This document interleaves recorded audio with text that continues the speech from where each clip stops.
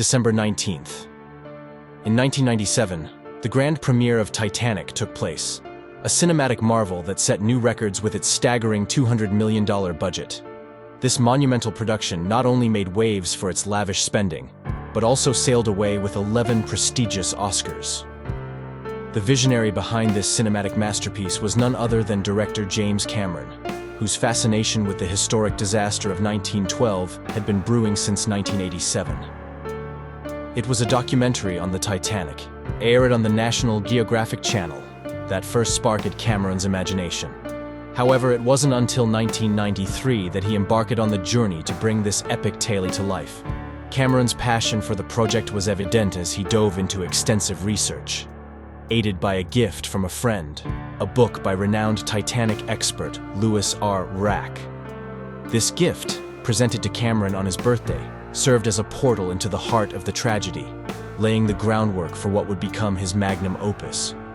In September 1995, Cameron's commitment to authenticity led him on 12 daring dives to the Titanic wreckage aboard the bathyscaphe Mir 1 and Mir 2, aboard the Russian research vessel Akademician Mstislav Keldysh.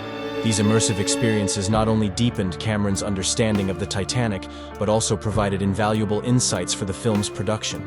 Upon returning to American shores, Cameron presented 20th Century Fox with captivating footage from the depths, instilling confidence in his vision for the film.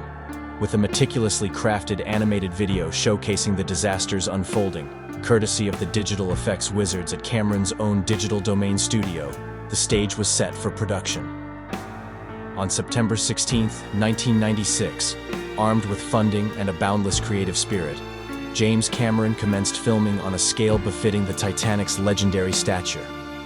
The journey to capture the grandeur and tragedy of the Titanic had begun, promising a cinematic experience unlike any other. The meticulous casting process was pivotal in bringing the main characters to life. Initially, actors like Matthew McConaughey were considered for the lead role, but Cameron ultimately deemed him too mature for the part.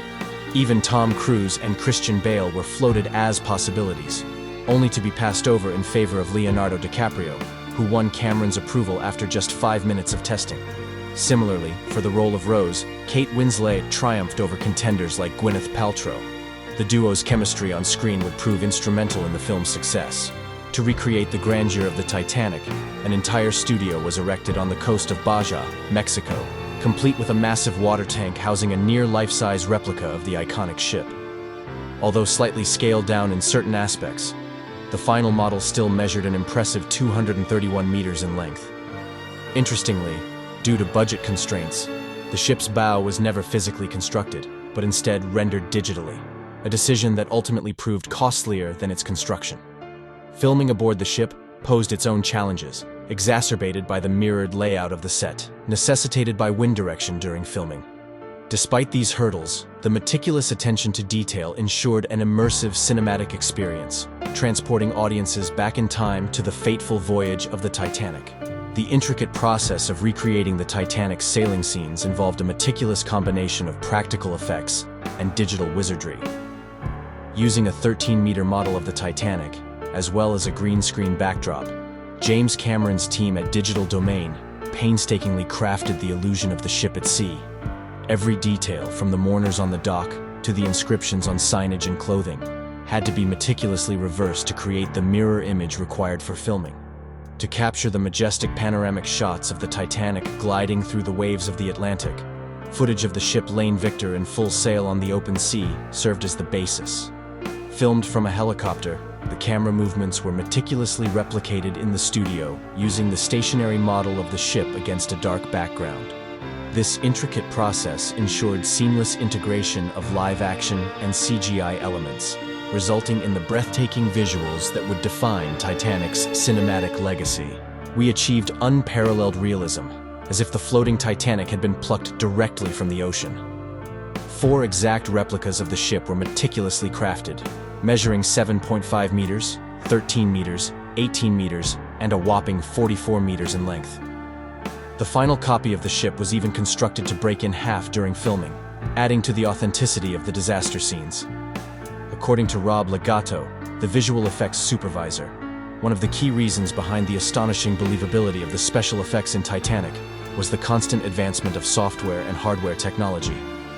Motion capture technology played a crucial role in capturing the movements of actors on board the ship, with over 40 performers utilized to populate scenes digitally.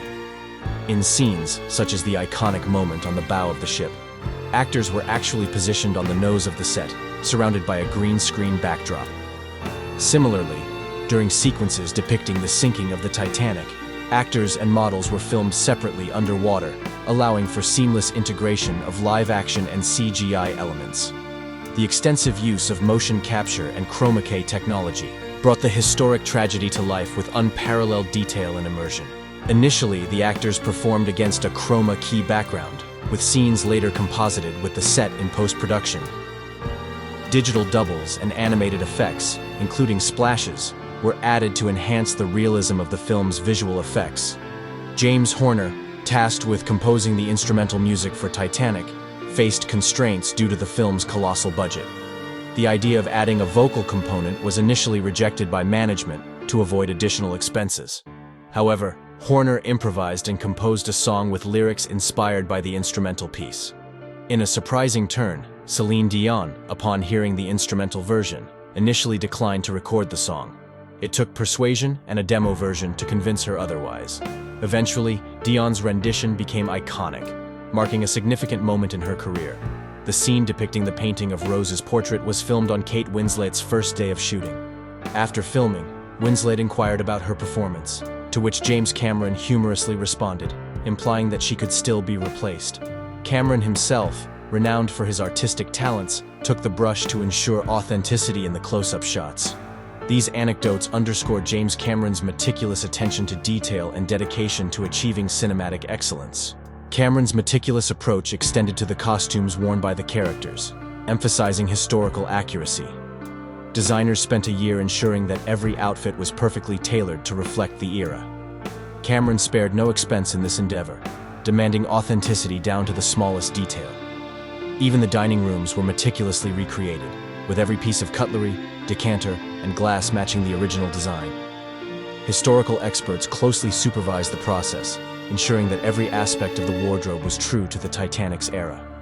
Considerable effort and resources were allocated to details that might go unnoticed by viewers, but contributed to the film's overall authenticity. For instance, in a scene where Rose and Jack witness a giant iceberg floating nearby, real ice was poured onto the set while the camera captured their reactions against a green screen. A small-scale model of the iceberg, crafted from fiberglass and wax-coated foam, was used to simulate its appearance. Through careful camera work and editing, the scene achieved a convincing sense of realism. In another instance, the boiler room set was cleverly designed to economize resources without sacrificing authenticity. Only half of the boiler rooms were built, with the remaining portion created as a mirrored reflection. This innovative approach saved costs while maintaining the illusion of a complete set. Creating scenes depicting the ship's flooding presented another monumental challenge. A significant portion of the budget was allocated to submerging vast sets underwater, often for just a few seconds of screen time. Complex hydraulic systems and massive structures were employed to simulate the sinking ship, requiring meticulous planning and execution. Despite the immense challenges and expenses involved, Cameron's commitment to authenticity resulted in some of the most realistic and immersive scenes ever captured on film. Each take of the flooding scene was a meticulous endeavor, consuming both time and resources. With every attempt, the painstaking process of drying and reinstalling hundreds of interior parts had to be meticulously executed. Despite the challenges, director James Cameron persisted, repeating the scene in the dining room approximately 10 times. His resolute determination inspired the crew to persevere, rallying them to follow his instructions diligently. The resulting take, forged through unwavering dedication, became an exemplary moment captured on film. It stands as one of the most challenging scenes in cinematic history, a testament to the collaborative effort and sheer determination of all involved. The complexities of the production extended beyond mere repetition. To depict the ship's tail rising, a vertical maneuver was necessary. This involved suspending the entire structure within a pavilion using special winches, with the aid of mannequins and stuntmen trained to hang in precarious positions. The physical demands of filming were not without their risks. Several individuals, including at least 3 crew members, sustained fractures during the intense filming process. Even the makeup artists faced challenges, at times needing to adjust characters' appearances directly in the water to maintain authenticity.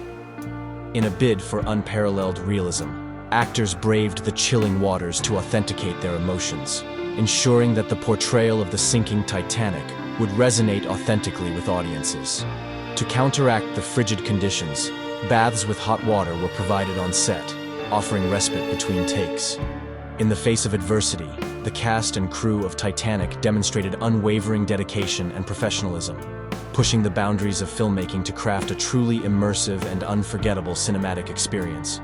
In addition, all the heroes were outfitted with wetsuits, layered beneath thermal underwear.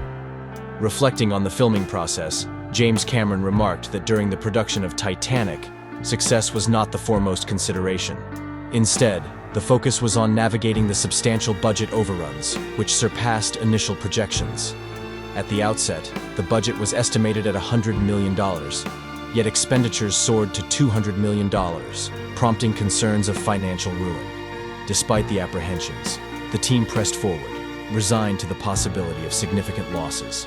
However, against all odds, the film emerged as an unexpected triumph, surpassing even the wildest expectations. The remarkable success of Titanic left everyone astounded. And with that, we conclude our discussion for today. Don't forget to subscribe to our channel, share your thoughts in the comments section, and give us a thumbs up if you enjoyed this content. Thank you all for joining us.